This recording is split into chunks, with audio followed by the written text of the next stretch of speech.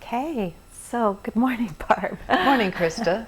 I want to welcome everybody and thank you for joining us for this Teacher Pro D series for teachers and for staff development.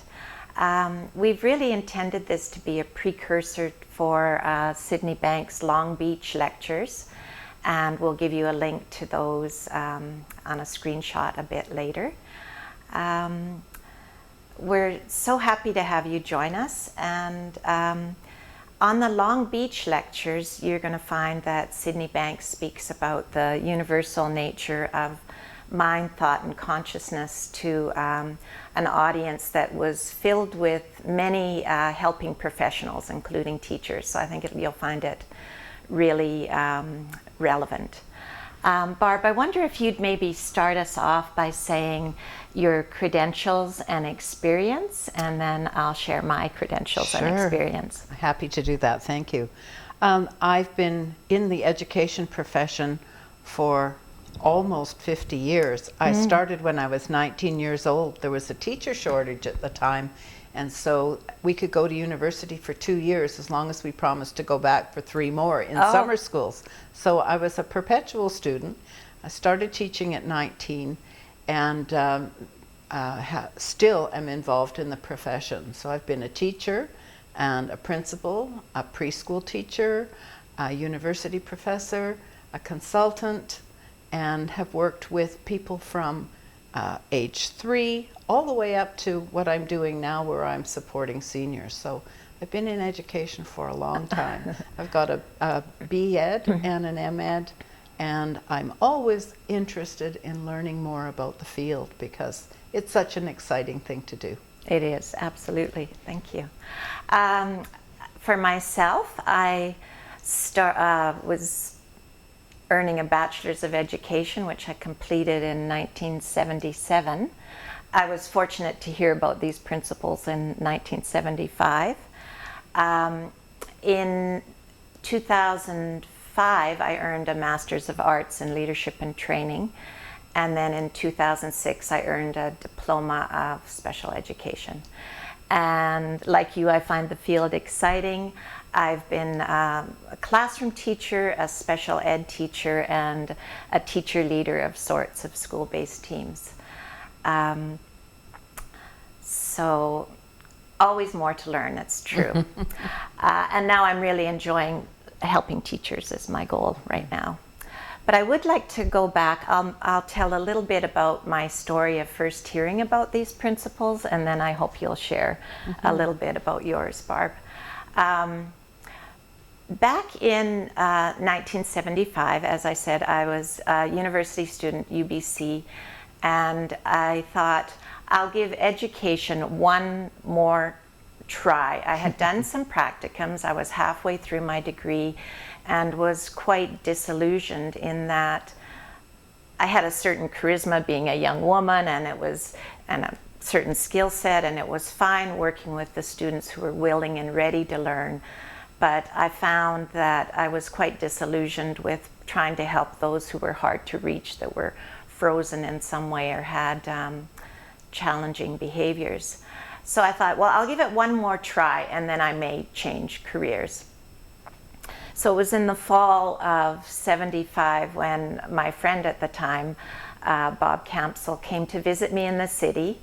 And he came with the purpose in that he had just been to Sydney Bank's first public talk on Salt Spring Island.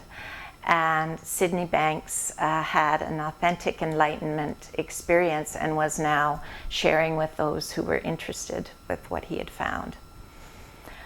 What I heard Bob say was that he had learned from Sid was that thought creates reality and happiness comes from within. And intellectually, I really wrestled with him and the ideas. But I must say that the newfound feeling that Bob brought with him was both energized and calm, and it was powerful. I was really intrigued by the feeling that he brought. And he stuck around in the city for a few days, and we philosophized about these two truths. And I was very, very happy. For some reason, what he said really rang true, and my intellect kind of settled down. I did shortly thereafter start my long-term teaching practicum, and looking back, I would say what happened was that my mind had calmed down, my mind had cleared. And all of a sudden, throughout really no tremendous effort on my part, I became a specialist in reaching the hard to reach. And my professors who had to grade me on my practicum and so on, remarked on that. And I think what happened was that because my mind calmed down, and instead of trying to deal with the behavior and modify behavior as we were taught, which didn't work for me anyway, that my mind was calm and I was able to see the child as whole. I knew that if happiness was within me, it must be true for everyone else. And to be able to help these children learn was really quite a privilege. So I thought, I'm on to something. I'm continuing. And that little bit of knowledge served me well in all my 25 plus years of working with students. And I think it made a huge difference looking back. Yeah. But it's so interesting to me that it was really rather automatic. It wasn't an intellectual process. It was me coming from a different place of understanding. So, right. How about you?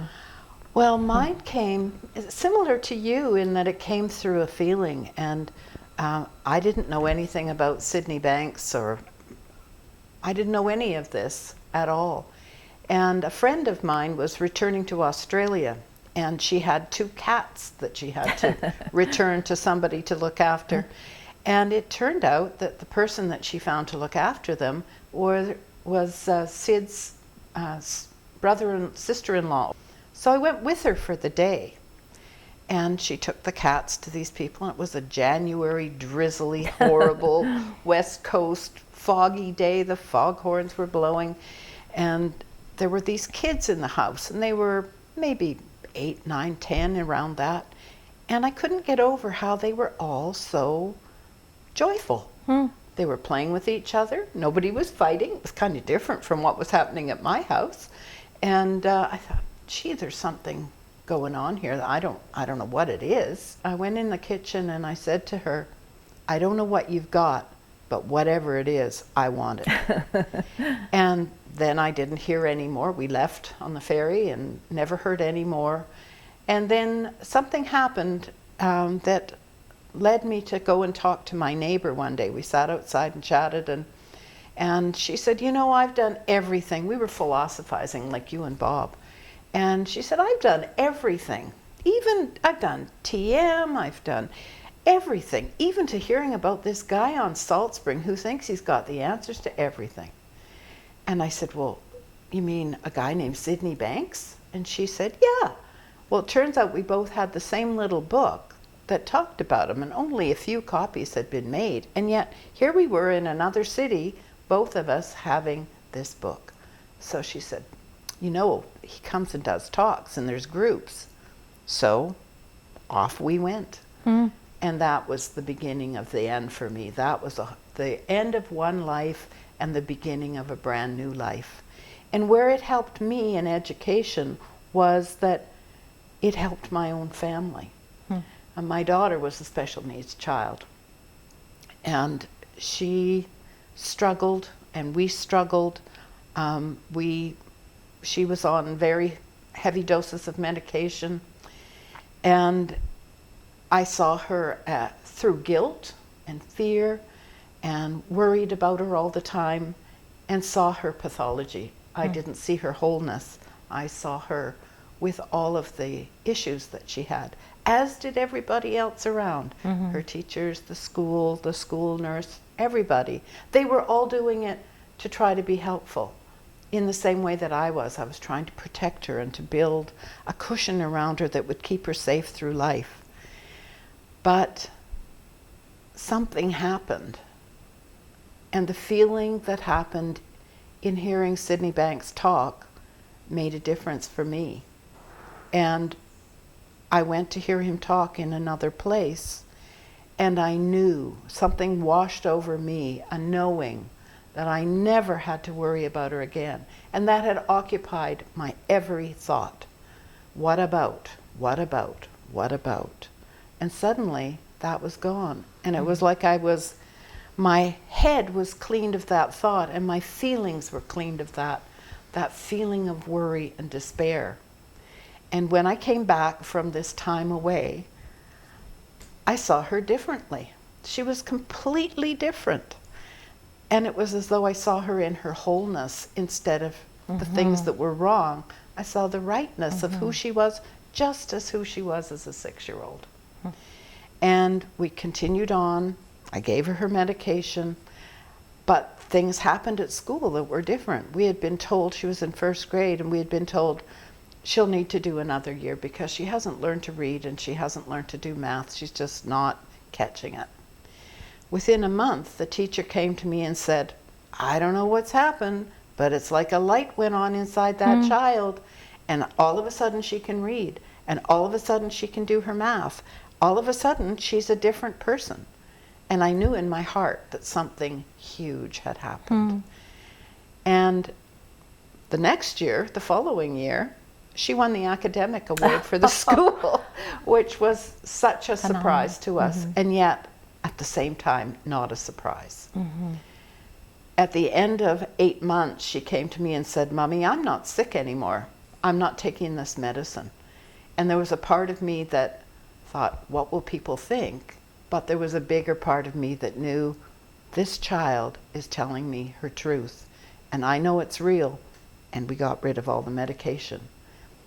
She's never looked back. She's in her 40s now. Her life turned. Our life turned. And because of that, all the children that I saw in school that had issues, suddenly I could see them from their place of wholeness. And it was such a life-affirming experience, seeing it in my own life, that I knew from then on that I would touch children in a different way, that I would see them in a different way, and I would see them in their place of knowing. And I am so grateful that since 1976, that has been the case.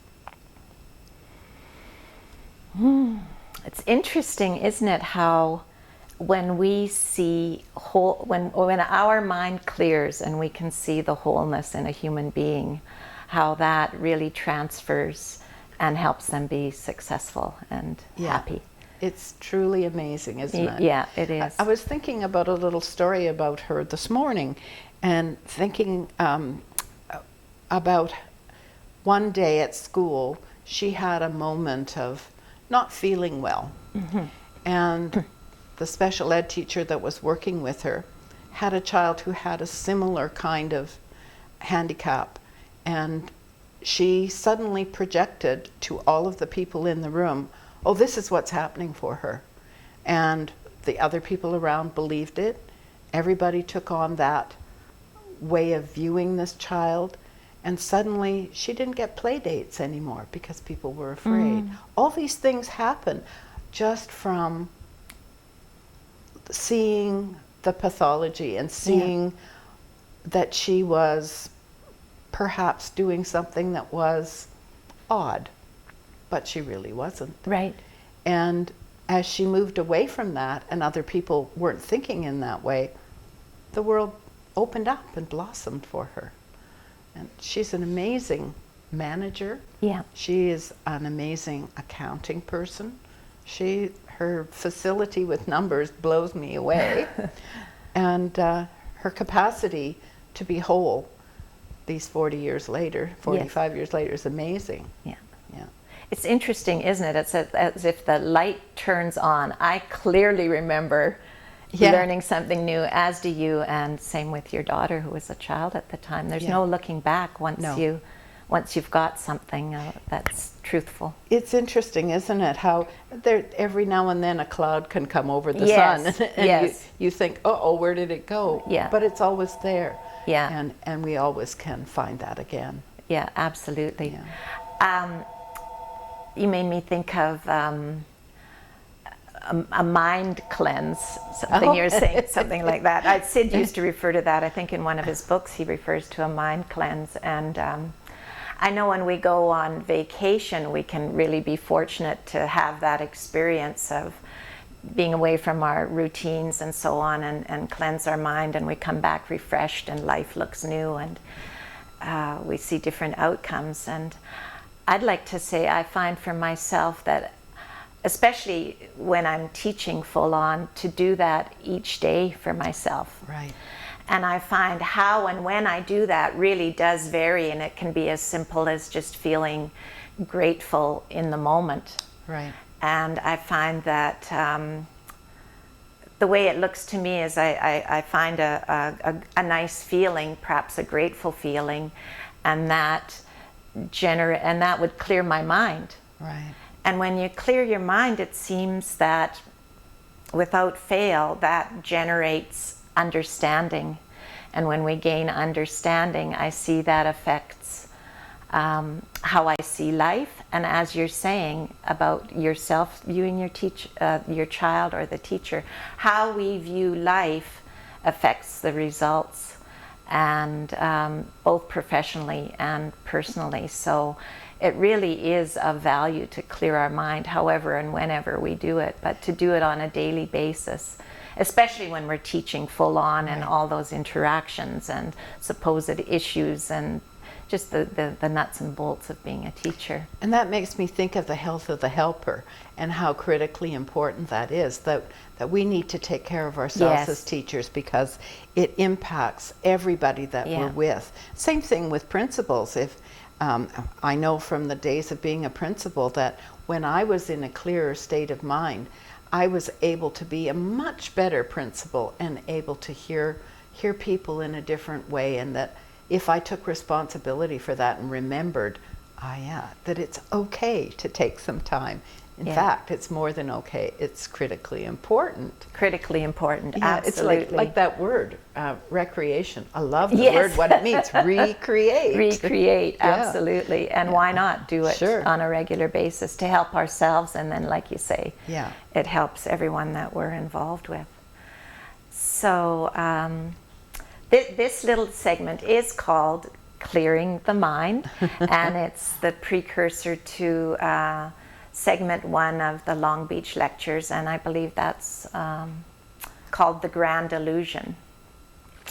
And I know that we speak of the principles as best we can, but Barb and I think both have agreed and believe that when we watch Sid's videos, because he had that authentic enlightenment experience, it really is our best chance for really growing in leaps and bounds. Absolutely. I totally agree with you, Krista. So thank you for watching, and enjoy watching Sid's video. Thank you.